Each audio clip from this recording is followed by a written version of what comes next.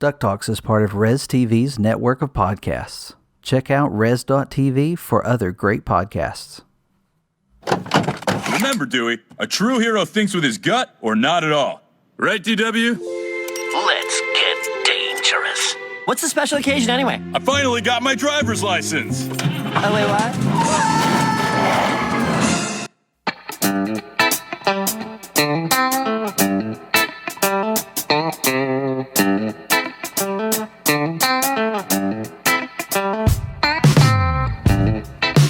Hey there, it's the week of Thursday, May the 17th, and you're listening to episode 23 of DuckTalks. Welcome back to our show. I'm one of your hosts, and my name's Mitch. Joining me this week, as usual, Pirate Steven. Ahoy there, mateys. It's me, Pirate Steven. That's me. Also joining us this week is the Jiffer that keeps jiffing, our pal Josh. Hey guys, woo! I think that's gonna be my intro, woo! From now on. Oh, so I get stuck with the lane. It's me. No, you get the ahoy. You're always ahoy, and now I'm gonna be woohoo. Got it. and mine's always just kind of blundering around until something just happens to work, and I don't delete it. You're always, hey there. This is Mitch.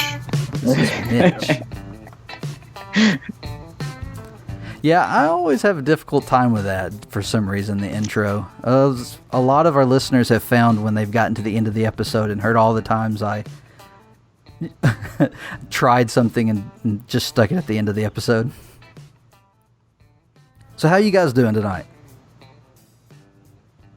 I'm doing great. It's been a ducktacular week. I mean, Duck Week was awesome, and now it's over, and I'm all sad. Yeah, we had some great Ducktales this week. I'm excited to talk about it tonight. I'm super pumped about the last episode and all the stuff we got talked about tonight. So I'm ready. Duck Week has been everything that we were promised. Even when Frank was telling us that there was a lot coming, I still never imagined it was going to be as overwhelming as it has been. I think it's funny that we did such a great job keeping up with things throughout the hiatus. When we thought there wouldn't be a lot to talk about, there still was, especially on our blog. And then, man, May comes around and I'm looking at the calendar thinking, okay, I'm trying to wrap up my last college course. And I'm looking at the calendar going, okay, if DuckTales is airing every day in May and 4 new episodes, and I've got a vacation coming up that I'm planning, I'm going to get overwhelmed. And I thought, no, I'm going to do this. I'm going to keep up with it. And I didn't. But, Pirate Steven was there to the rescue for all of our listeners and readers. That's right. I saved the day again. He's been bragging all week, too. It's true. Like, do you not see how many visitors and comments and visits we get to the blog when I'm in charge? So you've done an excellent job. I've told you that for sure. You did. Thank you. So yeah, we're talking about DuckTalks.com. That's our blog. We try to keep it updated with all the news that we come across, and I think we've done a great job throughout the hiatus, and we're going to keep it up. So there's a place for you to go to check out news for DuckTales, and we get a lot of emails and messages from people thanking us for the site, and we're just excited that people are checking it out. But we do, as always, have a lot to talk about. So let's get going, and we're going to begin with something that we promised. So last week we mentioned that we needed some more reviews, and we asked for those reviews, and our listeners answered with some reviews. We have 2. So we'll get into these. And the first one, I've got a funny story to go along with it. So this first review is from Disney Heretic, and it says a little slow sometimes. They gave us 4 stars. Love how on top of all things DuckTales 2017 this podcast is. My only real complaint is that sometimes various announcements are a tad monotonous, might want to find some way of pepping things up.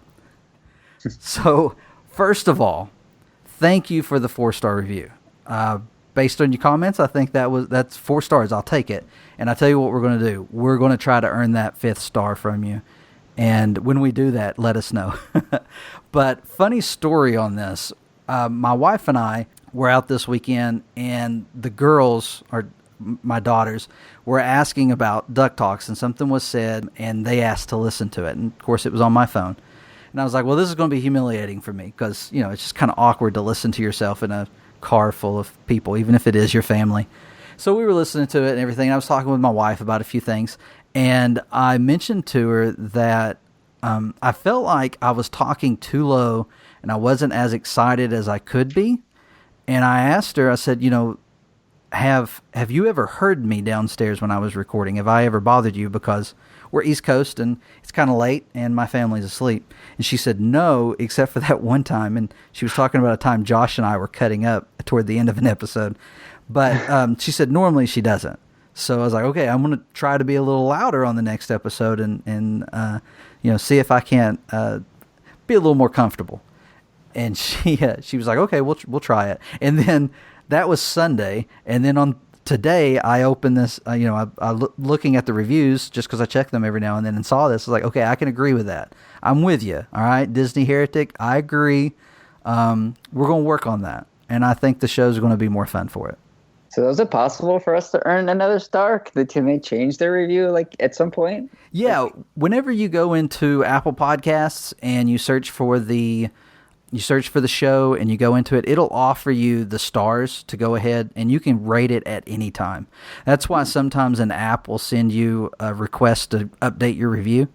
I don't know if you've ever seen that. I've had a few apps do that. I thought that was only when a new version of the app came out is when they did that. That could be the case for apps. I don't have an app. but I'm pretty sure for the podcast, if I go to DuckTalks right now on the Apple Podcast, it allows me to give 5 stars. I mean, I've already reviewed our show, and I was honest about that. I told everyone in the review that I'm one of the hosts. But it gives me the option of hitting 5 stars even though I've reviewed before, and it'll allow me to do another one. Sweet. Which replaces the one that I'd previously done. Oh, great. It's good to know. I thought you were going to say you were going to send Disney Heretic some cash for. I was way off. We can earn it without the cash. We're good. I have a perfect gift for that. So if that's the case, I can tweet that right away. Josh is like, I'm changing my review, so they'll offer me cash. Hey, my review's got 5 stars already, and if I could, it would be 6. There we go. Oh, I like that. Thank you for that, and we will take that constructive criticism and we'll work on it. All right, so the second review, Smart Sonic 45 loves it. Now, Smart Sonic 45 is someone who's found the show recently, and they have been communicating with us on Twitter a lot lately. So they enjoy sharing a lot of stuff around the community. So they've actually introduced us to some people within the DuckTales community that we've not communicated with before. So here is their review. I listened to your latest episode today, and I gotta say I love this podcast. Let me explain why. I'm pretty sure you guys already know that I'm a DuckTales fan, judging by how I listened to the whole podcast. He made it through it. I love how you guys give out news about pretty much everything DuckTales related. It's a great place for any DuckTales fan to get new information about their favorite show. Reading DuckTales emails from other people and talking about it is a pretty interesting choice. I plan on sending an email to you guys soon after this review. I noticed that there's a little humor here too, and I loved it. It pretty much kept me entertained throughout the whole episode. Bottom line, this is a perfect podcast for any DuckTales fan. It balances out information and entertainment. Keep up the good work. Can't wait for the next episode. Sincerely, Smart Sonic 45. That was a good review. I like that guy. That was a great review. Yeah. And pointed out some things that, we can continue to do. The email thing's pretty new, and we've enjoyed doing that. We're continuing to get a lot of emails, so that's great. Keep that up. Well, there's the 2 reviews that we've received, and we appreciate both of those reviews. So we currently have 8 reviews on Apple Podcast. We could use some more. If you're listening to this podcast, please go to Apple Podcasts and give us a review. We hope we earn a 5-star review. If not, let us know why. Don't be a jerk and give us 1. If it's a 1, email me. But we will move on to emails. We had a number of emails, and we have 3 emails that we can read on the podcast. We're going to start with an email from Jared. Jared says, "Hey guys, been listening to your podcast for a while. Love how you guys keep us up to date on DuckTales merch and other stuff. Having listened to your most recent episode where you talked about crossovers and parodies a bit, I think that was your last episode. I wanted to bounce an idea off you. Given that there are apparently some common crew members between the 2 shows, and that interdimensional travel was definitely a part of one and could easily be introduced into the others, what would you think about a crossover between DuckTales and Gravity Falls?" Well, I think Pirate Steve would have a cow because he would love that. Yeah, that would be very interesting. I love Gravity Falls is definitely up there in the DuckTales realm of favorite animated shows. But you know, I think I like to keep it a little separate. You know, Gravity Falls is my pizza, and DuckTales being my steak. I just want to keep them a little separated, even though I do eat steak on my pizza sometimes. Like with Asiago sauce or something? Alfredo? What are we doing here? Pizza on steak? I don't understand. No, steak on pizza. You got it backwards. Oh, that's what I meant to say. At least it's not pineapple on pizza, right? Oh, Yeah, Don't want to start that debate. Gravity Falls is a great show. I don't see it fitting in the DuckTales realm, but I think my next... We already know Tailspin is coming, and Goof Troop Spoonerville was listed or named off in the first episode. St. Canard was named off. My next vote is some kind of Rescue Rangers episode. Yeah, that'd be great. I'd like to see them continue to use the Disney afternoon in various ways and show up in the show. As far as Gravity Falls, I could see this being something like a comic crossover. That would be cool. Or, you know, there's always room for cameos. I mean, they could have Grunkle Stan's hat somewhere. I know Dana Therese that worked on DuckTales also worked on Gravity Falls. So there is obviously some room to have some kind of tribute. Well, there in one of the episodes, the one where they go to Egypt. Toth Ra. That one. I couldn't think of it. There is a part that has something from Gravity Falls. It has like a hieroglyphic version of Bill Cipher. Yeah, Bill Cipher. That's my one play. Yeah. So so it kind of has like those hidden things in there, kind of to pay tribute with the different creators of the show. I'm kind of looking forward to maybe seeing some of those in the future as well. There's one more in this week's episode. In the scene where Launchpad is in the limo, and Fenton has put the Post-it notes all over the windshield. One of the Post-it notes is right underneath the rearview mirror. You can see is Bill Cipher.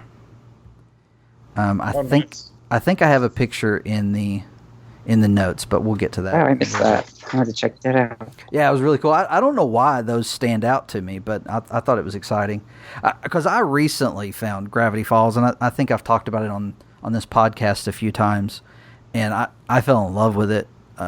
And that new book's coming out. Is that in July?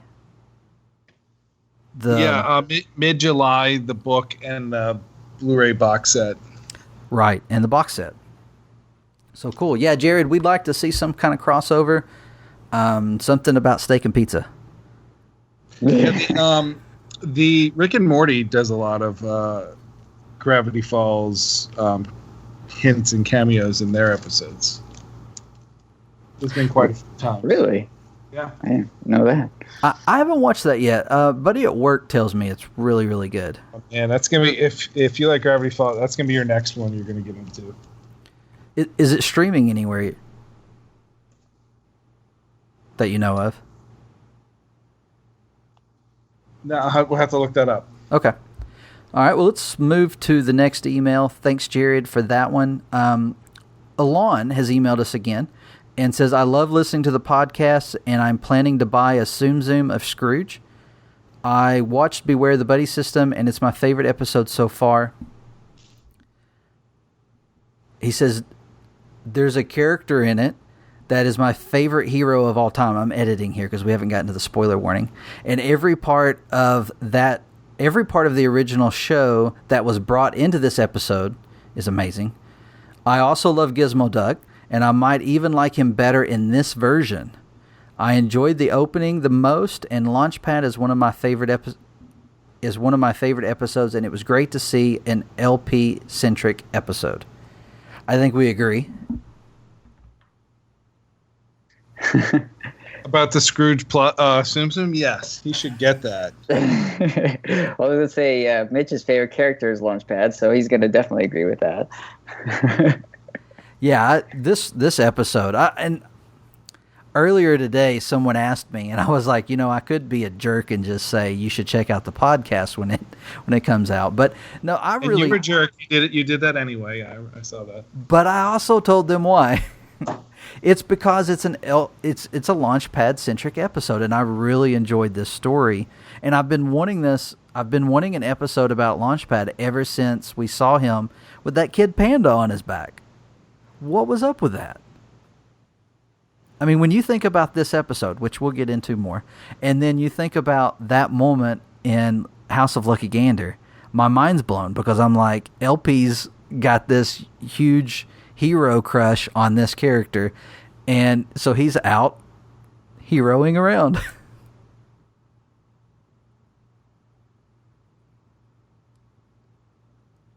But yeah, this is my favorite episode so far too. Yeah, for sure, and we're going to talk about it later. But this is definitely one that is going to get even more people into the show after this. And the opening, just a little tease for you all. That opening. A lot of publicity and people talking about it on the social media, so I feel like this is going to rope people who aren't already roped in.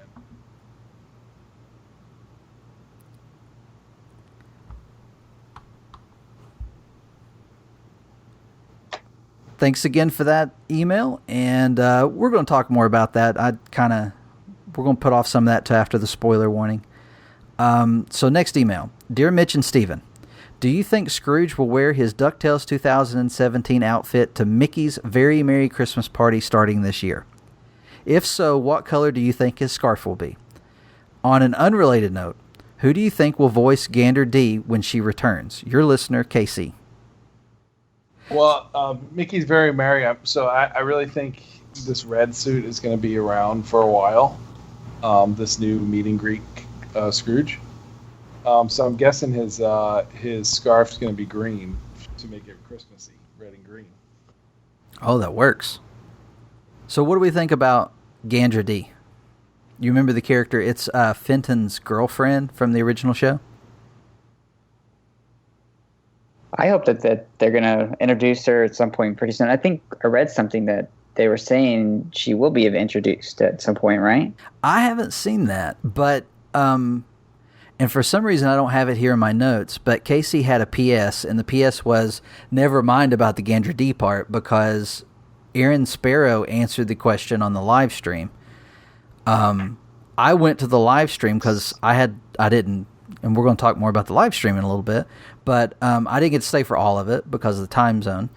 And so I went and checked out the chat to see if I could find where it was asked and listen to his answer, and I couldn't find it. So, Casey, you're going to have to let us know when you hear this episode. What did Aaron Sparrow say about Gander D?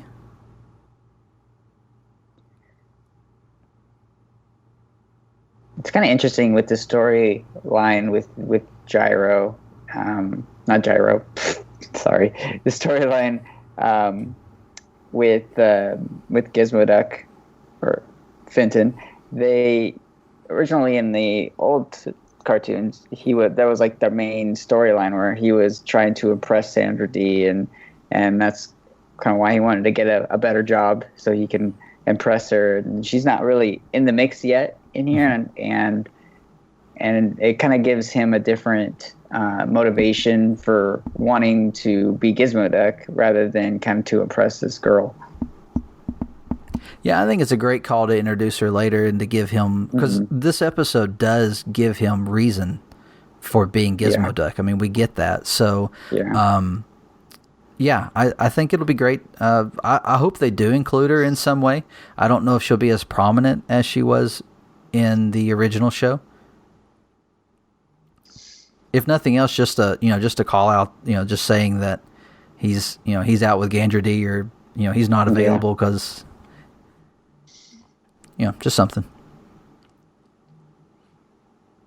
Maybe what I was reading was something about Fenton's mother being in the show at some point later on. Now that is the case. Frank Angones has confirmed she will be in the show, because he said something about wait till you see his mom or something like that. Mama. Yeah, Mama. Yeah, we were talking about it on Aaron Sparrow's YouTube live streaming. And, I said, she could always, because he was talking about her being addicted to soaps and soap operas, and are people, do people still do that? And I was like, she could be a YouTube addict. Yeah, that's true. She could constantly be talking about the latest YouTube unboxing she's watching. Because,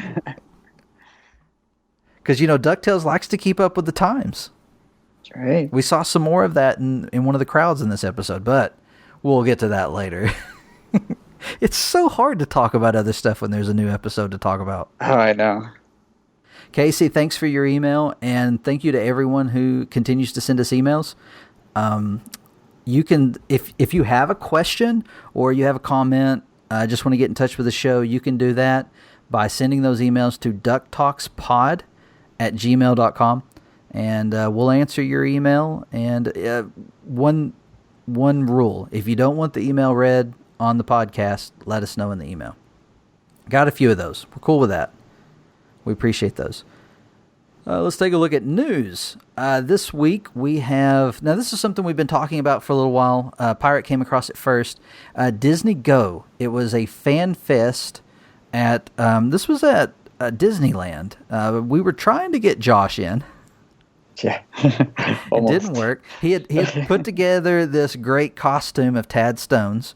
We'd planned on trying to get him to slide in, because when Tad walks anywhere near Disney, they all just roll out the red carpet and ask him what flavor milkshake he wants. And, we had it planned out. He was going to ask for a peanut butter and chocolate milkshake, and didn't happen. But that's okay, because they streamed it live. We called it off at that point. So Josh didn't get thrown in jail. Now, you haven't had a chance to watch this, right? No. I really wanted to go to the event, but I have an annual pass, and it happened to be blocked out that day. So I was like, oh, no, I can't go. So disappointed. But I have to still check it out and watch it. But I saw like a few clips while it was live. I think on Twitter, one of the Disneyland Twitter feeds was showing live portions of the whole event, and I saw kind of when I was watching, it was around when they were doing like a little parade with all the actors from all the Disney shows, and then at one point was where they had all the actors from the DuckTales show, where they were in one car and they were kind of driving down Main Street together. It was pretty sweet. Yeah, and I love how you can tell that the cast loved being there and being a part of Disneyland. I always think that is really cool when you can see how passionate people are with the work they're doing. Yeah, they were having a blast. They got to go around and do some rides. I think they went to Cars Land, and then, like you said, they were in a parade. And there's some video of them, and it was a little bit of a joke online. They were cutting up about whether they were carrying on so frantically for Matt Youngberg or if it was Danny Pudi's son. But yeah, they seem to be having a good time. And then after that, they went in and they did a live read of an episode of DuckTales. And so I completely forgot about this on Saturday because of the whole time zone thing. And I realized that I had missed it, and I looked it up on YouTube and found that it was already posted on YouTube. Just, like 45 minutes after they were done with it. So they were quick. And so we started sharing that immediately on Saturday. And there was a good chunk of the crew was there. You had the voice actors for Huey and Dewey and Louie, Webby, Miss Beakley, and David Tennant was there for Scrooge McDuck. Now, the voice, the dialogue director, or the voice director was there. His name's Sam Riegel, and he did a great job. They all did a great job. It's a great video. It's hilarious. Me and the girls watched it, and Lexi asked to watch it again. She was cracking up, and that always makes me laugh. And I wasn't sure if it was something she would even enjoy watching because, we've talked about it a little bit that, animated shows, cartoons, there's a voice actor who plays that character. And she really enjoyed watching them come out and trying to figure out who they were and hearing the voices. And now, I thought this was extremely interesting. The episode that they did was an episode that hasn't aired in the U.S. yet. It was the McMystery at McDuck Manor. And I was shocked because they read the entire episode. Now, some people may have seen it before online. Wait, they aired in a different country, aired in a different country. Mm-hmm. So, but this episode's got some major spoilers for those of us who have been, excited about some things from the original show that we haven't seen yet. And, but yeah, it was really good. And they actually voiced other characters as well. Like, the voice actress for Miss Beakley also did Ma Beagle. And it's phenomenal. It's a great job. It sounds... Does she normally do that voice, or is she just... No, she doesn't. Oh. But it's a lot of fun, and there's Ben Schwartz, the voice actor for Dewey, has a lot of fun because his character in that episode has a situation going on where he's not talking as much, but he's communicating in another way, and so it was a live read. And so it's hilarious. You got to check it out. I'll include a link to the YouTube video in our show notes. And, of course, we've shared it. It's on Twitter. And you can search for it. Disney Channel has it up on their page. If that's easier for you to find. A lot of fun. Also this weekend, had a lot of fun on YouTube, apparently. Aaron Sparrow had been talking about... He just started a YouTube channel. Now, if you don't know who Aaron Sparrow is, then you're not a Darkwing fan. No, I'm just kidding. Aaron Sparrow was the writer of the most recent Darkwing Duck comic, the one that we're still waiting on, issue 9. And he decided to start a YouTube channel. And recently made mention that he was thinking about doing a live stream after the new episodes of DuckTales aired. And, a lot of his fans were like, yeah, man, that'd be cool. You should do that. And so he did it.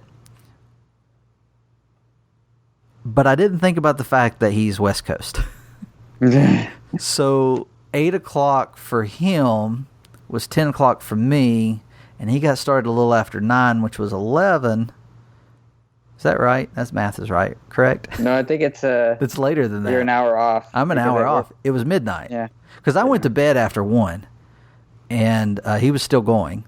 The chat was a lot of fun. A lot of people were there, and it's a lot of fun to talk with Aaron Sparrow. He's a great guy. I've never had a chance to meet him before. You've met him, right, Josh? I've met him. Yeah, I met him at the art gallery showing for it was Disney Afternoon series that they did. And he was a really nice guy. I spoke with him for at least maybe 15, 20 minutes. We were talking about the comic, and he signed my issues of the trade backs of the Darkwing comics that he helped make. And he was a really nice guy. He was really passionate about Darkwing and just absolutely loves the character and wishes that he can continue working on it.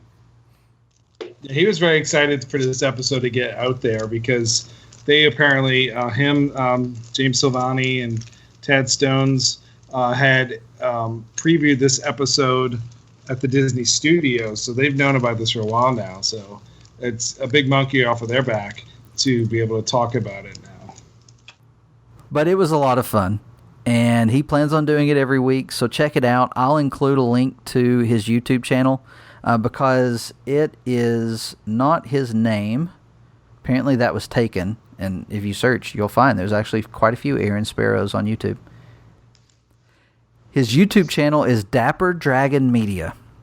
So check that out. And if you like YouTube, and he's into, not only does he write comics, which that's his profession, he's also into action figures, customizing action figures. So he's got a video up about that, and just check it out. He's a cool guy. A lot of fun, like we said. We got Duck merch. Woohoo! All right, not a lot to talk about with Duck merch this week. We've got the Funko plushies. May or may not be out. Now, those were said to be scheduled to be released in May, so we believe they've been released. And we have seen some pictures of them online, but we're also getting reports that people are having trouble finding them. So, we know of a few places. Pirate Steven, you've looked this up?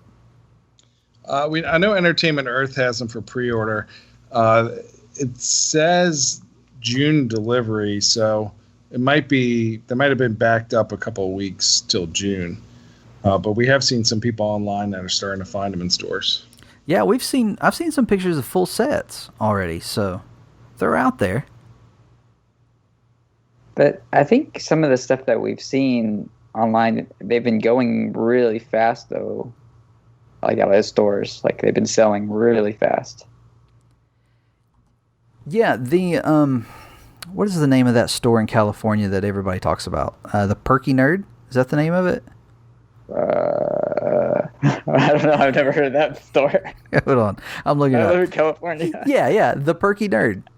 But the reason why I know it is because Sparrow, Tad Stones, and Silvani went there and did a, like the day of Gallery Nucleus, they went there and did a Q&A and round table type thing. But anyway, the person who owns that store posted on Twitter that they've never had a product move so quick. Like, they put it out and they were immediately sold out and had to get more. So I take it people probably knew they were going to be putting them out. But I mean, that's great news. That's exactly what we want to hear is, duck nuts. I'm curious about this store. That wasn't the first time I had heard of it online. I'd seen someone else talk about it. They apparently host creators frequently. Interesting. We'll have to check that out. Also coming out soon, but not this month, the DVD Destination Adventure comes out June 5th. We posted... Pirate, I think you were posting about this. Didn't it come out or finally show up on Amazon? Yeah, the other day, I think it was definitely this week. It's on pre-order on Amazon, Best Buy, Target, and Walmart. So pretty much everywhere by this point. Okay. So it's out there. You can get a hold of it. This is the DVD that we believe will have 3 episodes of the new show and include 2 episodes of the original show. So no idea what episodes from the original show are on there, but there has been some indication that Toth Raw, Lucky Gander, and what was the third one? The Spear of Selene. Spear of Selene. Yeah, that was the surprise. I couldn't believe that's already on there. Now, that could be why they were delayed with the item description, because no one wants to leak any information about that episode. So it could be that's why we're less than a month away from release and we still don't know what's on. Yeah, I bet you're right there. And all 3 of these are the globetrotting episodes, or the most recent globetrotting episodes. Or maybe all of the globetrotting episodes. I digress. So that's it right now. We've got some books and stuff coming out in July, but we'll give that a little bit more time. You can check out DuckTalks.com for information on products and merchandise that are coming out soon. And as we find out, about new products, we'll be tweeting about it and we'll be blogging about it. This is the part of the show where we say sorry that we already spoiled it, but there's spoilers ahead. This is the episode that I think everybody was waiting on and ready to see, because they had so much, there was so much promotion out there to let people know that Lin-Manuel Miranda was going to be in this episode, that a new character was going to be introduced. We also, by Friday, before Friday, by that week, we knew Gizmo Duck was going to be in the episode, which we had kind of, wondered whether or not we would see him. But Beware the Buddy System was a great episode. Now, we're going to do our 30-second recap again this week. And I'm pulling up the randomizer now. All right.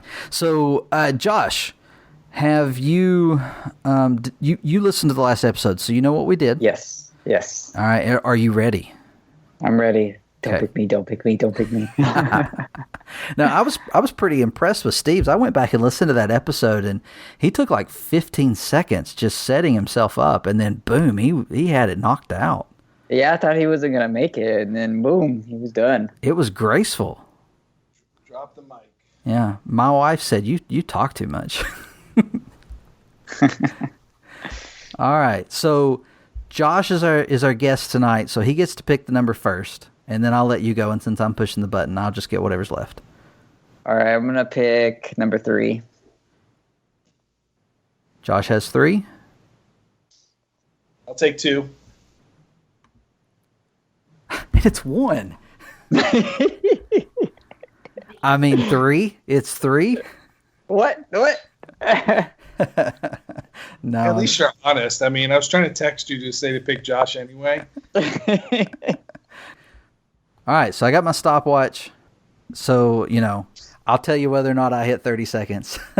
Hey, I was honest enough to say that it was me, right? So this should be okay. All right. Let me get a good breath, and then I'll hit the button, and I'll start talking. There's an explosion, Darkwing Duck and villains, but it's a TV show. LP is a big fan. Dewey and Launchpad hang out, but LP wants to celebrate his driver's license with Scrooge. They find him in Gyro's lab, and we meet Fenton Crackshell Cabrera. Mark Beeks has made a self-driving car. It's a robot named Buddy. Launchpad challenges it to a race. Manny. Fenton helps LP, but he ultimately loses the race. Beaks' buddy turns out to be Bulb Tech and goes mad. LP tries to save them. Fenton calls Gizmo Duck armor and saves the day. Even though I messed up, I made it. 29.74. Nice. I like how you threw Manny in there. You've got to, right? I mean, was that not a total surprise? That was a good one. I mean, we know Frank loves the character, and he's been in an issue of the comic book, but I was not expecting him to be in Gyro's lab. I don't know if you saw this. I actually tweeted at Joe Caramagna and asked him if he knew if the buddy system was before or after the issue in the comic that Manny was in, and he said that the buddy system is after. So, Steve doesn't know this. Steve, can I ruin something about Manny? No, go ahead. Did he say go ahead? Yeah, he said go ahead. All right. It's something you should expect from this villain of the show. Manny turns on Scrooge and tries to take over his company, and but he had gone through like a rehabilitation class, and that's why Scrooge brought him in. He's trying to rehabilitate his enemies, and but Manny turns on him, and apparently Gyro still hires him after that. So I thought that was great. I was like, wow, that's a plot twist. I was expecting you to say yes. Well, Gyro likes things that turn evil, so This is absolutely true. So this episode was written by Frank Angones. Now, Frank's the co-producer of the show. We say that all the time. But he actually wrote this episode, and it's clear. If you've been following Frank online, if you haven't, it's a good time to start. He's a huge fan of Darkwing Duck. He's a huge fan of Manny. And it appears he's a huge fan of Gizmo Duck. And he really likes Lin-Manuel Miranda. So, and he likes Launchpad. So this episode has all those things. And it was directed by John Aoshima. I believe I'm saying that right. But and he's on Twitter as well. You can follow him. I just started following him with this episode. This is by far my favorite episode so far. What do you guys think? I totally agree. This is my number one episode so far of the series.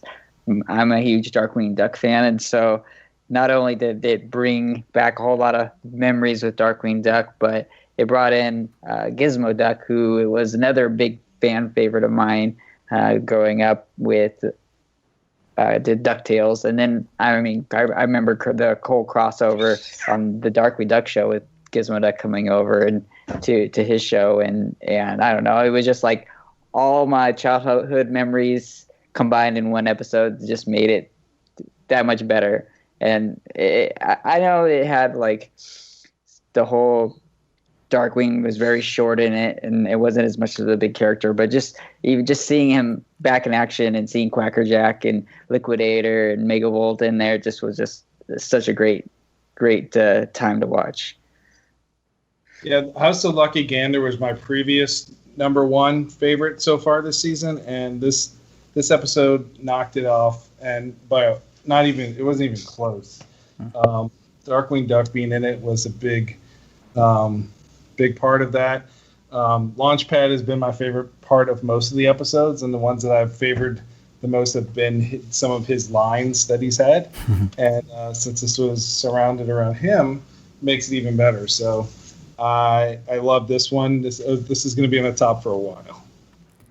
I feel like it's going to be hard to beat for all the reasons you guys have mentioned, and definitely for LP. I really like their take on the character. I like that he's goofy. I know I've seen some people complain that he's just too stupid.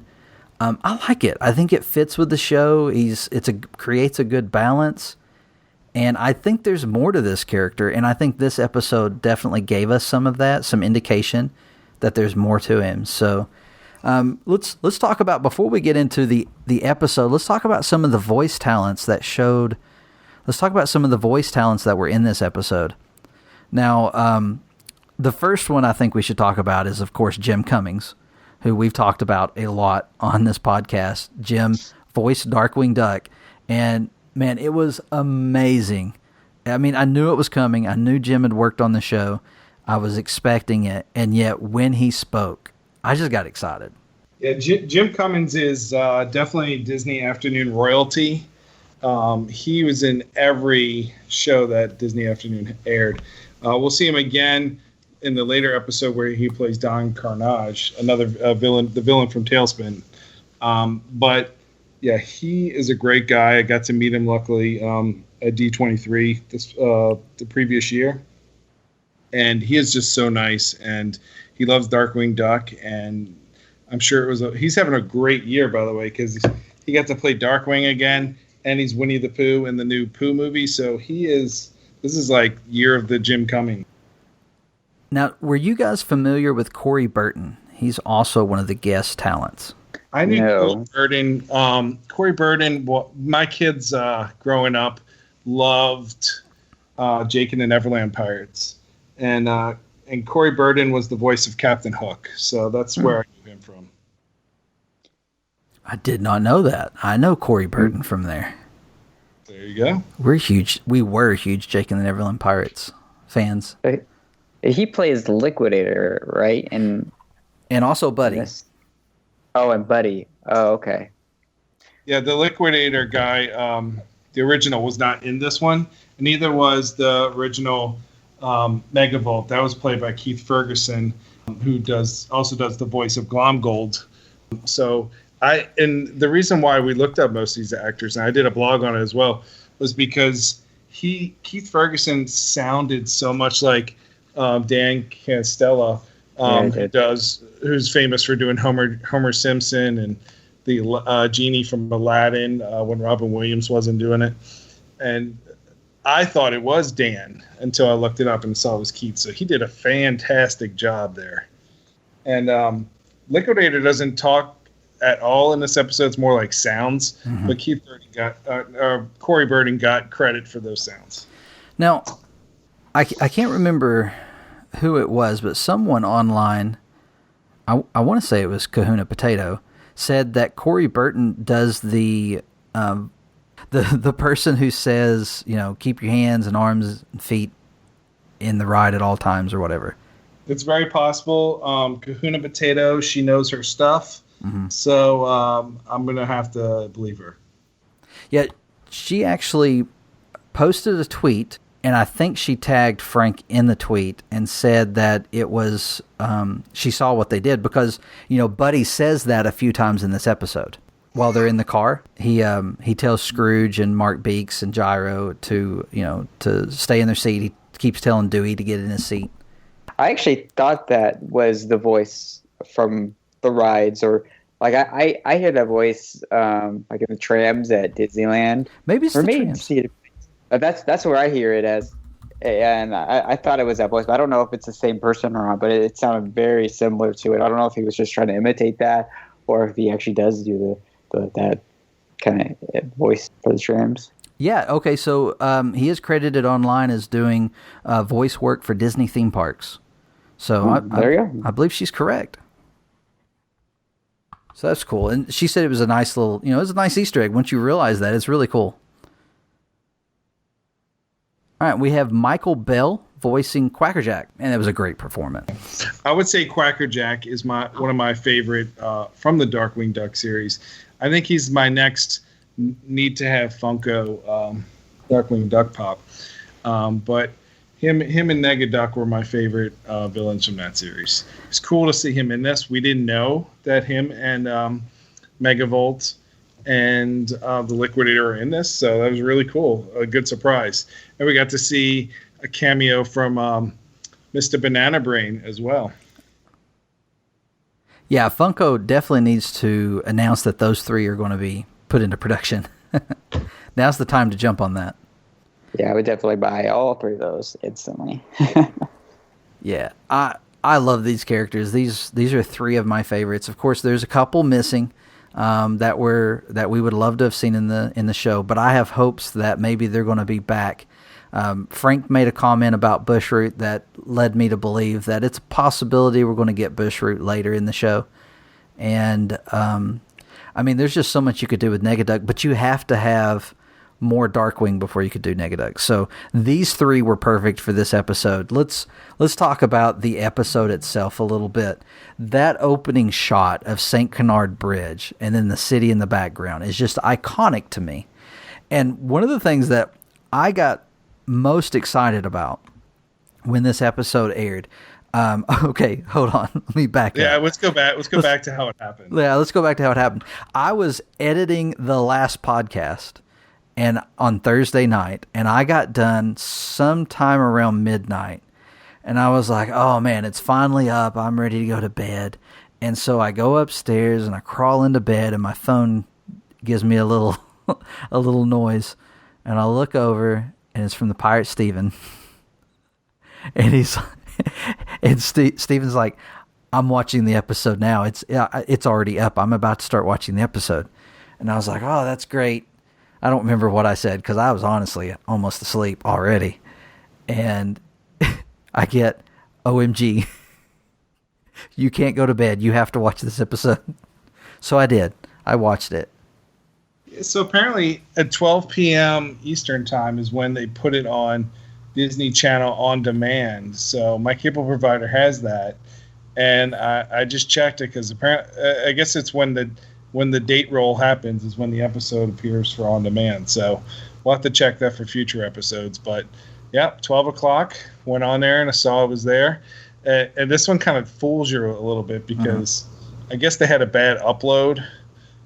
So they had like the emergency broadcast signal on there for like a minute and then a dark screen for like 2 minutes.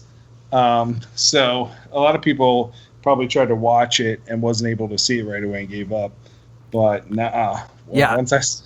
Once I saw that St. Canard thing, I was like, oh god.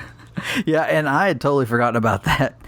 I had sent you sent me a message asking if I'd watched it, and I was like, no, man. For some reason, my provider, it didn't work. I just got the old classic colored bars, and you're like, no, it's after that. I was like, what? Because it was not on the Disney Now app yet, because I checked there first, but it was on my television provider. Yeah, I want to guess that maybe it goes on the app, because I happened to wake up. A newborn happened to wake me up early that day, so I think I was up at 4, and I checked the app, and it was on. So I'm maybe 3:00 Pacific time is 3:00 Eastern, which would be midnight Pacific time. I'm guessing that's when it went on the app. That's likely. So, Josh, because you were in on that chat at some point, weren't you?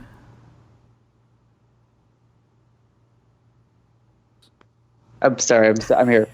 Well, I'm sure he got the text and he was playing Fortnite or something. I did see that. I don't have Disney on Demand, so I did know that something big had happened. I was hoping that it was Darkwing, but I didn't get a seat to actually watch the episode until Saturday because of I was busy on Friday evening, so I kind of had to sit and wait while everybody was getting excited. I was hoping for the best, and I was definitely not disappointed. And it was killing us. We had to start a whole nother chat without you. I figured it got quiet in our chat. I was like, oh, they're probably talking about it. And I think, I can't remember, on Friday, I think I posted once or twice in our chat. I sent a message asking if you'd seen it yet. I was like, okay, I'm back out of here. I can't talk about it. But so Friday evening, Paisley graduated pre-K and the girls got their DuckTales plush. One a Dewey for Lexi, and Paisley got her Webby. Paisley, of course, got her Webby early at the ceremony. And as soon as it was over, Lexi looks at me and goes, "We got to get home." And I was like, yeah, and Paisley's going to be excited because she's a bigger Darkwing Duck fan than Lexi is. So anyway, we get home, turn it on. I've already seen it. I'm playing, not really letting them know that I've seen it. I'm not saying that I haven't, but I'm also not saying you're going to love this. I'm just letting them go like normal. And when that first scene pops up with the bridge and St. Canard, my 5-year-old, her eyes get as big as $50. And she goes, "Is that?" And I was like, "I think it is." She was so excited. She was jumping on the couch.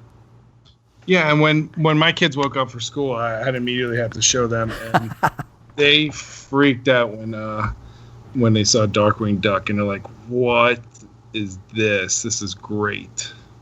Lexi kept going, "Is this a Darkwing Duck show? Is there a Darkwing Duck show now?" It definitely leads up to something that they could, because I mean, I'm sure Disney's getting a lot of good press because of this episode and good word on Darkwing Duck. So and we know this is just the beginning, and I could totally see not just cameos, but a reboot of Darkwing Duck, and then maybe DuckTales characters appear in that every now and then.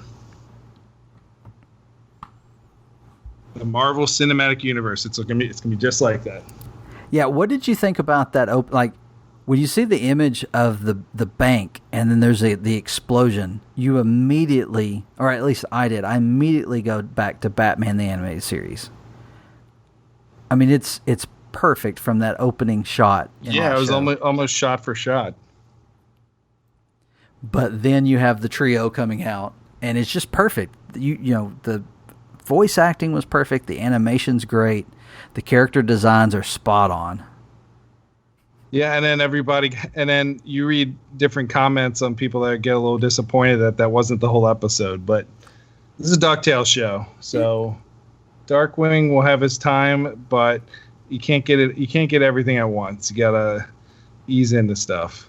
Yeah, and I think we're going to get more. I mean, that scene, there's a lot of love in that scene. I mean, the people who worked on storyboarding this and writing it, Frank wrote it, you can tell that they really love the character of Darkwing Duck. And I mean, I think Josh said it when we were first kind of talking about the episode. Everything that you love about the show, the original show, was in this clip.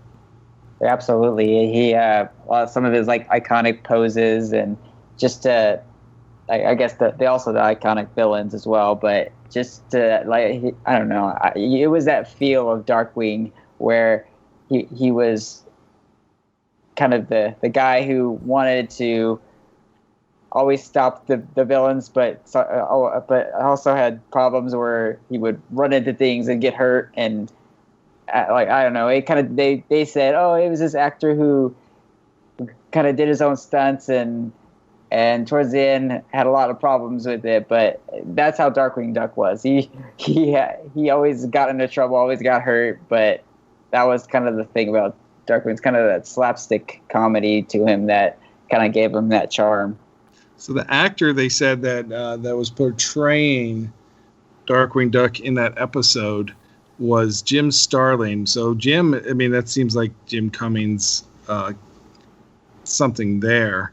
But Jim Starlin was also the name of the guy that created Thanos. So I thought that was cool, if that has any meaning to why they called him Jim Starlin.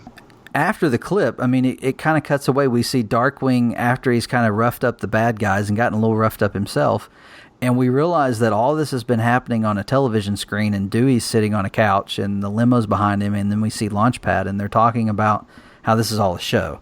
And it's just kind of mind-blowing when it happens. I read somewhere that a starling is a type of bird that actually mimics other birds. So I wonder if that has something to do with the name as well, because Jim Cummings, he's got so many different voices, and he's one of those actors that just, has this huge range. And I know Josh is pressed for time. We've actually butted up against the time that he said he was going to have to leave.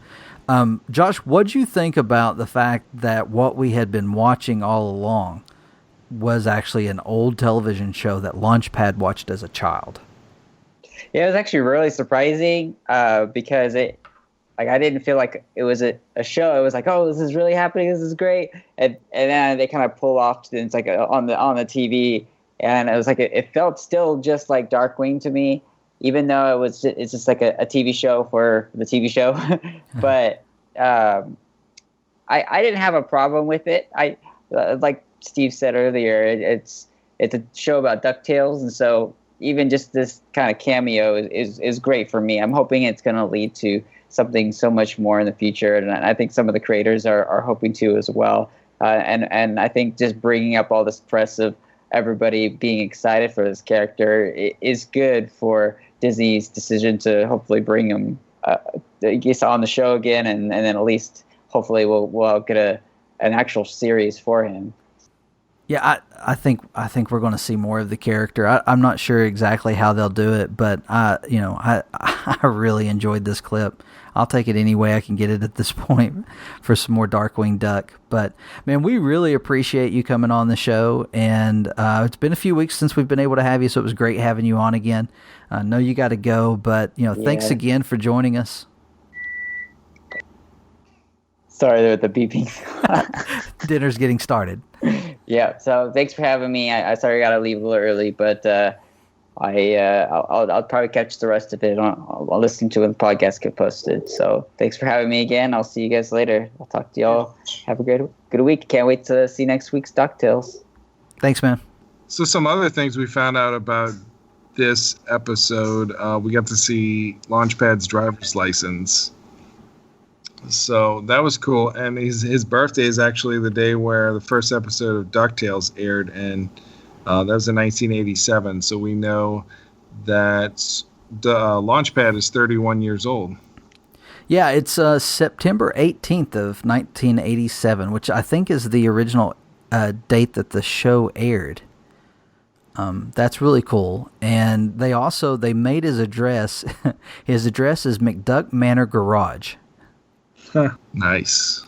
Well, that's good, because in the Duckburg Cribs blog that I did, I called it a garage. So there you go.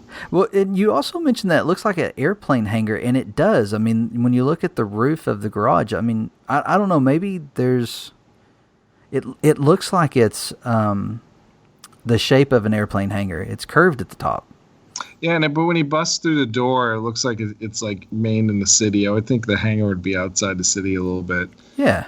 But yeah, and the other cool part was the way he did his signature on his license is the same way that the Launchpad character signs in the theme parks. So that was a cool Easter egg. Which I'm totally going to get in a few days. Yeah, it goes to show you how much care and thought they put into it. Very cool. I love all this Launchpad centric. Now you did a blog on Launchpad's crib, and you pointed out a lot of really great items. I'd like point people that direction to check it out. And congratulations, because Frank retweeted and mentioned that people should read your article. It's true. It's a very professionally written article about Launchpad's crib. But I like the part about the socks. I had noticed the socks earlier, but I didn't realize the remote control and the eating utensils were in the socks until you mentioned that.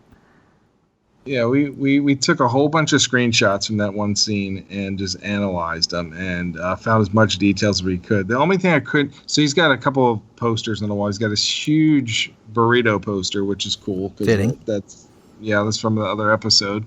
And then awesome Darkwing Duck poster, which is very suiting for him. And then I could not tell what his calendar was. And you can tell a lot about a man from the calendar he has on his wall. And I could not pick that part out. But if you go upstairs, he's got his hammock, and he's got glow in the dark. You can tell the detail that there's glow in the dark moons and stars on the ceiling, which is that was very popular at some point. I think a lot of kids still have that. And then his workout equipment. Because you could tell he eats a lot of fast food because there's just junk food all over the place. His maid must have been off the week when they shot that episode, but there's no way Beakley ever goes in there. Oh no, not at all. But it's cool, and we'll definitely detail some more cribs in Duckburg, since that was a popular blog entry. Yeah, there's something very satisfying to me in the fact that Launchpad sleeps in a hammock that hangs from the ceiling of this garage. We are kindred spirits. I'd sleep in a hammock if I could put one in the house. So I thought it was interesting that Launchpad and Dewey were hanging out. I think that's something that's been building ever since the Terra Firmians episode. And Dewey makes a comment in that episode. We were watching it the other day. He tells Launchpad, "I'm your best friend." Yeah.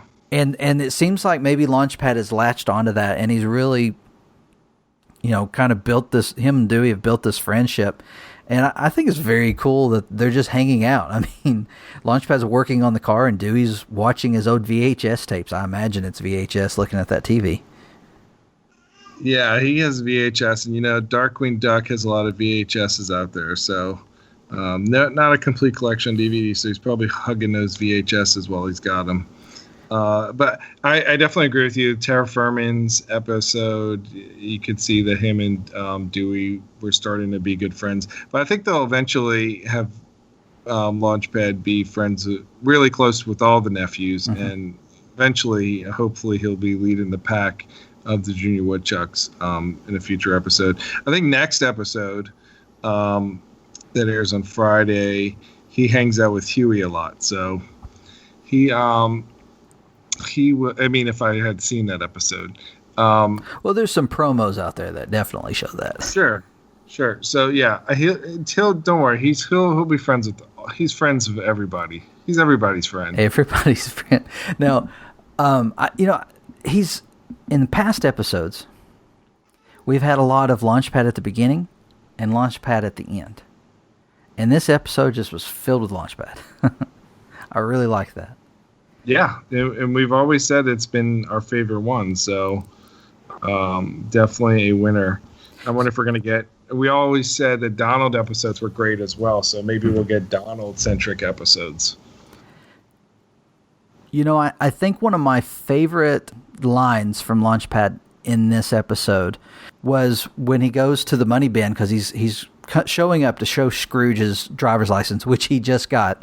And okay, so my second favorite line is when Dewey says, "You just got you didn't have your driver's license?" And he's like, "Well, I had a pilot's license, didn't I?" That's my second favorite. The scene that cracks me up is when he says, "Surprise, surprise, supplies," and he's in a supply closet. Yes, that is my favorite. That one every time cracked me up.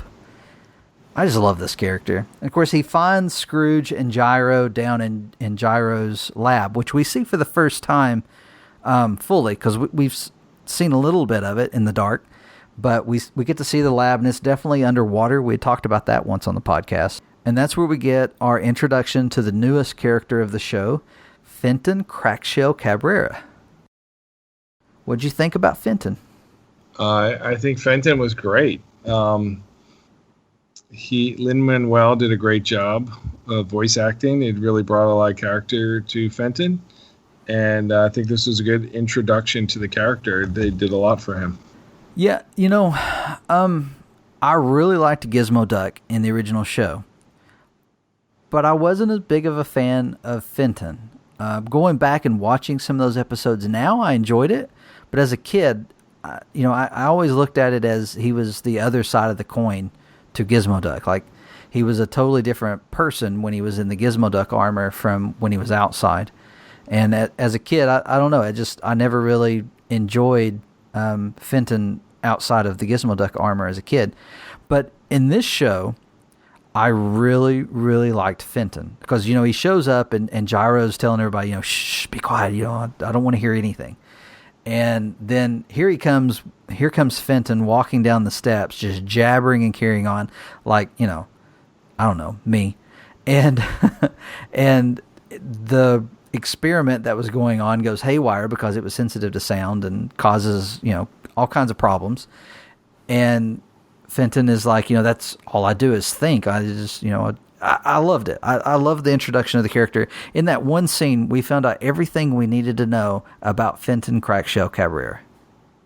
Yeah, and I hope we see. I mean, we're not going to get overdose on Gizmo.com for sure, but definitely I look forward to seeing the Mark Beeks versus Gizmo Duck showdown. I think that was something that they were foreshadowing at the end. And yeah. I think Gizmo Duck's a winner. I love it. I love the new design of his costume. His costume is his armor. And let's get some Gizmo Duck merch. We need some new. Well, we got the Funko Pop earlier this year, but let's get some new stuff. Yeah, I think the action figure is going to be awesome. I mean, and even looking at the character design and how he fits into the armor, it's going to be very cool. I really like this character. And you brought up Mark Beeks. I love that Mark Beeks was in this episode because it's very fitting with Gizmo Duck. Did you notice where the name came from? Gizmo Duck? Yes. It came from Launchpad. Everything comes from Launchpad. Hey, when they're in Fenton's office, which is a bathroom, and he mentions, I don't need all these gizmos. And the next time you hear the word gizmo is when he's naming himself Gizmo Duck. Yeah, I thought that was a could you get your name from moment. And then, so Mark Beeks has created didn't they call it like a driverless car? Isn't that how it was originally sold, but it ends up being a robot? Yes. So, and the robot's called Buddy, and Buddy stands for Beeks Unmanned Driver Drone Yay. I mean, how can you not hate Mark Beeks? I mean, love to hate Mark Beeks. That kind of relationship. Yeah, it's so appropriate of a villain this day and age where he's more of like a social media type villain. So I think he's a fun character. We'll see him in an episode later this month as well, where he's very fun. And then when we look out into the crowd that is there for Mark Beeks' unveiling, we see not Roxanne again, which is, looks very much like Roxanne from a Goofy movie. I think it's funny that they keep including the character. It seems like they keep, kind of poking at us with that. Yeah, I'm looking forward to the Powerline concert crossover whenever that will be. All for that. Yeah. Wouldn't it be great if it coincides with the release of that pop? Well, that's next week, so who knows? Oh, yeah, that's not going to happen. I'm pretty sure she's not in the next episode.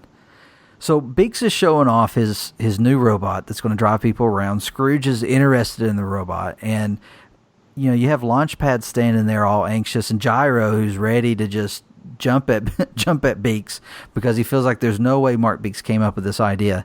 And Launchpad challenges the robot to a race. This feels very familiar for Disney Afternoon fans. We've seen this storyline a few times in different shows. Yeah. Because didn't Launchpad in the original show race a robot once?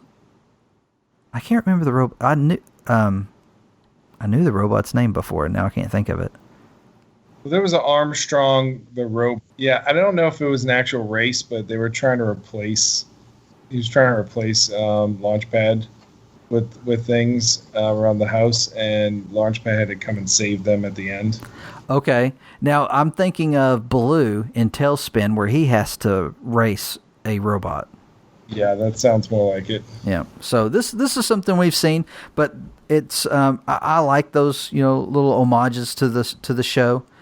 Launchpad starts to get a little worried, so he goes to Gyro for help, and that's when we run into Manny, the headless man horse again. And was not expecting that, we said before. And I think we get one of my favorite Launchpad scenes here with the not Launchpad explanation. Yeah. I need help. See, I have this friend. Let's call him not Launchpad. And he kind of challenged a robot to a race. Pretty common scenario. Now, not Launchpad definitely isn't afraid of losing and his boss replacing him with the robot, but he has a friend. Let's call him Launchpad, who is very worried about that. So they thought you could help figure out how to take this robot down. Yes? Oh, in this scenario, you're still you. Yeah. And then I think that's when they found, Manny makes his appearance. And I like how Gyro's like, remove them violently. I don't have time for them. And, of course, he pawns them off on Fenton. And he pawns them off on Fenton, and that's where Fenton starts putting together the idea of how to help Launchpad. And the race goes horrible for Launchpad because Fenton tells him not to crash. And he's like, wait a minute, what do you mean don't crash? Because that's all Launchpad is about, a good crash. Yeah, and he finds 4 or 5 different vehicles that he crashes on the way. Including roller skates. Yeah, that was great. And at the end of the race, Gyro unveils Buddy to actually be Bulb Tech, which is Little Bulb. And I thought it was interesting that a online message board was used that Mark Beaks found out about the technology through an online message board because Fenton was trying to crowdsource or outsource some of the problems. But what Mark Beaks didn't realize was that there were some issues with Bulb Tech and that it goes mad and tries to kill its creators or designers or owners. Tries to kill its owners. And we end up with a car chase, which we had seen in promos for the episode. And this car chase was a lot of fun. We're running around in the middle of the desert where Beaks had built this fake town, which had thrown us off on those promos. We kind of thought that might be a movie set, but it's just Beaks being Beaks. It's a fake town. But they end up driving out of the town, but before he goes, Launchpad tells Fenton that he says that he's going to try to keep them busy, that Fenton needs to figure out a way to stop them. And Fenton says he knows a way. And he calls Manny, and it's a hilarious exchange because Manny can't talk, but they're on the phone. And Fenton somehow knows he understands him. And he calls for the Gizmo Duck armor, and that's when we first see it. That was a cool scene where the armor's flying around Fenton. Yeah, that was, they called it the money shot image, and that was great. They did a great job on that. So with the armor, what'd you think about? Because we saw the armor take off. He was very fast. We saw him shoot oil out of his rear end, and then of course, I love when Launchpad says a bucket of bolts, and he goes, "You're not offended, are you?" And he's like, "I'm not a robot." Yeah, because when he lands in the car, Launchpad's like, "Oh, you were a robot this whole time," and he's like, "No, I'm not." The copter out of the head is much cooler looking with this iteration. And then as the episode wraps up, I think we get some of the funniest scenes. The whole time Launchpad was concerned with making Scrooge McDuck proud. Like, this whole buildup was about he couldn't wait to share in this moment with Scrooge McDuck. And then he ends up on this whole adventure, and they get back home, and he opens up the car door and it falls, and he just casually pushes it with his foot underneath the car. And Scrooge hops out, and then Scrooge tells him he did a good job and he'll see him tomorrow. And Launchpad's like, "You mean you're gonna keep me?" Because he thought he'd lost his job at that point. And Scrooge tells Launchpad that Dewey told him about the license and he was proud of him. And Launchpad's like, he's like, what is it? He says, your approval's all I need. And he starts trying to tear up his driver's license. Yeah, that was fun. He's like, you know what? I think you should keep it. Yeah. And then we have a moment in the garage still with Fenton and Gyro. And he tells him that Gyro says he's still on board. He needs him for the Gizmo Duck project, which he hates the name apparently. And then Fenton's like, "I promise this is top secret." And that's when Launchpad says, "Bye, Gyro. Bye, Gizmo Duck." Yeah, that was classic. I think the thing I got most out of this episode, though, was that everyone needs a Darkwing Duck bobblehead on their dashboard. Absolutely. Disney's got to produce those. For sure. All right, so let's wrap this up. But before we do, what did you think about the controversy of the TV show? The Darkwing Duck being a TV show and not being I'm going to use air quotes, real character in the show. I mean, they could do anything with it at this point, and we know this is season 1. What is this, like the 12th or 13th episode? We got a whole season left. I think Darkwing Duck will make at least one more appearance this season, but I see him getting more, like I said, getting more of a shot or episode or two the following season, and then maybe his own show at that point. But this is only a taste, and this people got to realize this is a DuckTales show, and people come in and make cameos every now and then, but it's not going to be centered around those other characters. They're all beloved and loved characters, but this is DuckTales. Yeah, we've talked about that on our podcast. We're huge Darkwing Duck fans, and we want to see more Darkwing Duck stuff. But this is DuckTales, and I'm happy with it being DuckTales and just having cameos. Frank has alluded on social media that there is more Darkwing to come. This was not just an Easter egg throwaway. They didn't they didn't waste the character on it just being an Easter egg at the beginning of the show. There's more to come. So, I mean, we have that assurance. I trust Frank at this point with the show. Matt Youngberg and everyone involved has earned that trust. The scene wasn't a huge surprise for me because, and I think I found out about it before because of DuckTalks.com. Someone had sent it to us, and I didn't know what it was. I actually was expecting this clip to be something else.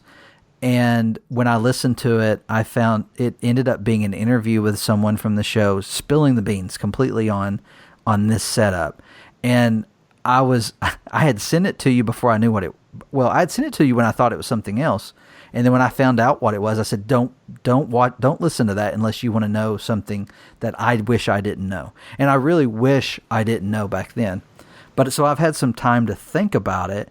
And it was really Tad Stones that got me totally on board with this concept, because without him spilling it, because he's not the one that was on that interview, he didn't say anything. But without saying anything, he did answer some fans saying before it aired that, actually a while back before it aired, that he thought it was one of the most creative ways to introduce the character, and that he totally was on board with what they had done and were going to do. And so if Tad's on board with it, I'm okay with it. And so I was just excited to see it, to finally be able to see Darkwing on the show, or on TV after all these years. And I think there's a lot of potential for what they could do. I mean, they could create, I mean, we don't know who this Darkwing Duck was. I mean, as far as... Yeah, this is an actor. Yeah. His name isn't Drake Mallard, which we know will be the name most likely of the character when he appears in DuckTales for real. Mm-hmm. So, and I like how Frank addressed the controversy or the talkings of this online by posting a picture of himself completely dressed up as Darkwing Duck for Halloween one year. So he's as big a fan as anybody is, and he was very much excited for this episode. He wrote this episode, so there will be other Darkwing Ducks in this universe. But I like I said, I only think it'll be one more time this season, and then next season maybe we'll get a whole episode with Darkwing, and it will be the best episode of that season. Hey, if every episode continues to become greater and greater the way that this first season has gone, I don't know how we will ever contain ourselves or keep our podcast down around an hour, because we didn't do it tonight. But this is by far my favorite episode. Yeah, for sure. Well, that's going to do it for us this week, and we want to thank Josh for coming on the show again. We knew he was a huge Darkwing fan, so we didn't even give him an opportunity to say no on being on this episode. We just included him from the beginning and kept telling him that when we were going to record. So, but yeah, thanks, Josh, and because we know you're listening to the end of it now to find out what we see. And thank you to everyone who checks out the website, everyone who's listening to this podcast. We really appreciate you, just listening to us. I think it's cool. I mean, I look at the numbers on our website from today, and today it crushed all the records of any day before. And we've had, just so many people that have reached out to us and thanked us for what we are doing. And all we're doing is just trying to share our fandom with you in hopes that you'll share your fandom with us. So we appreciate you doing that and reaching out to us.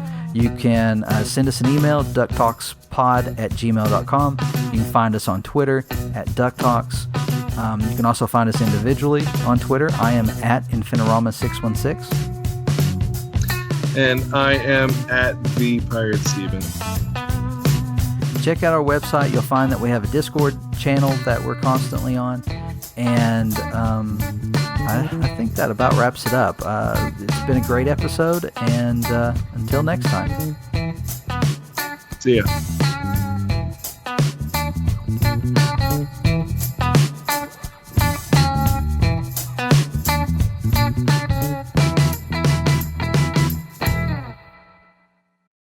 Duck Talks is intended for entertainment and information purposes only. Any sounds, music, or audio clips played on this podcast are the property of their copyright holders. No love for Quackerjack? Changing the diaper.